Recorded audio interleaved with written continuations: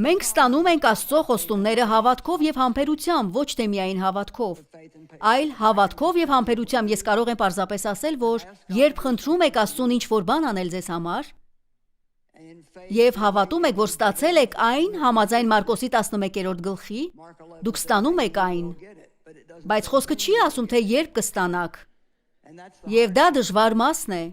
Կա սկիզբ եւ վերջ, բայց կա նաեւ միջին հատված։ Կարծում եմ, որ մենք շատ ժամանակ ենք անցկացնում միջին հատվածում, բայց այս հատվածը դժվար չպիտի լինի, եթե դուք հավատքի մեջ եք ամբողջ ընթացքում եւ սպասում եք։ Երբ սպասում եմ, որ Աստված ինչ-որ բան անի, եւ սկսում եմ մի փոքր հուսահատվել, ես ասում եմ Աստված գործում է։ Եվ Աստվածաշունչն ասում է, քանի դեռ մենք հավատում ենք, Աստված գործում է։ Այսպիսով, երբ աղոթում եք երեխայի համար, ով անախորժության մեջ է, ասեք Աստված գործում է։